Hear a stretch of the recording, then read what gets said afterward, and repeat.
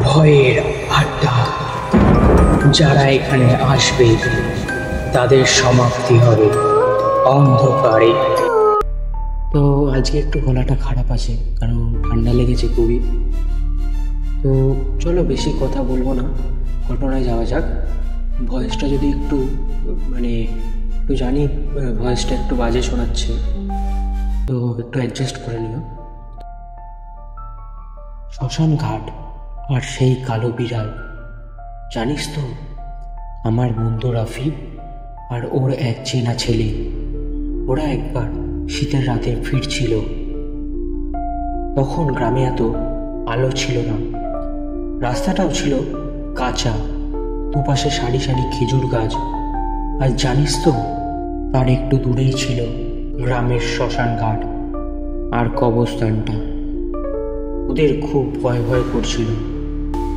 ওরা হাঁটতে হাঁটতে যখন শ্মশানের গেটের কাছে এসেছে, তখন রাত অনেক, একদম মাঝরাত। আকাশ ভরা তারা আর সেই পূর্ণিমার চাঁদ, কিন্তু কুয়াশার জন্য চারপাশটা কেমন যেন ধূসর আর গা ছমছমে। আর বলিস না, হঠাৎ ওরা দেখে রাস্তার ঠিক মাঝখানে চাঁদের আলোয় একটা কি যেন বসে আছে। প্রথমে ওরা ভাবে কোনো কুকুর, কিন্তু যেই কাছে গেল দেখলো সেটা একটা বিশাল মিশমিশে কালো বিড়াল। রাফিদের পা যেন মাটিতে আটকে গেল। বিড়ালটা নড়ছে না, শুধু ওদের দিকে স্থিরভাবে তাকিয়ে আছে। কিন্তু তার চোখ দুটো জানিস, আগুনের গোলার মতো জ্বলছিল।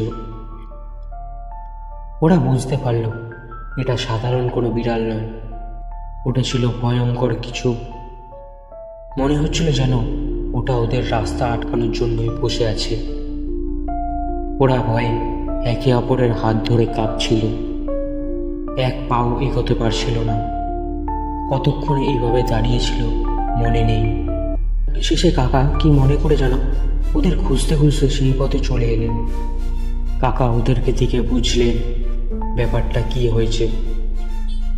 উনি কোনো কথা না বলে দুজনকে প্রায় টেনে নিয়ে ওই জায়গা থেকে দ্রুত বেরিয়ে এলেন। বাড়ি এসে কাকা যখন সব শুনলেন, তখন বললেন, আজ তোমরা বিরাট বিপদ থেকে বেঁচে গেছো। ওইটা সাধারণ কোনো বিড়াল ছিল না।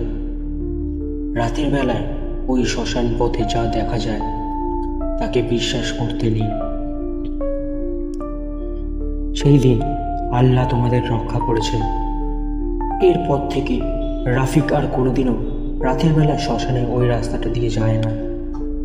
ওরা আজও যখন গল্পটা করে, তখন ওদের চোখে সেই কালো বিড়ালটা জ্বলন্ত চোখ দেখতে পায়। তো বন্ধুরা, এই ছিল আজকের ঘটনাটি কেমন লাগলো তোমরা প্লিজ কমেন্ট করে জানিও। যদি ঘটনাটি একটুও ভালো লেগে থাকে তো লাইক করে দিও আর চ্যানেলটিকে সাবস্ক্রাইব করে নিও। তো চলো, আবার দেখা হবে নতুন একটি এপিসোডে। ততক্ষণের জন্য সুস্থ থেকো, ভালো থেকো।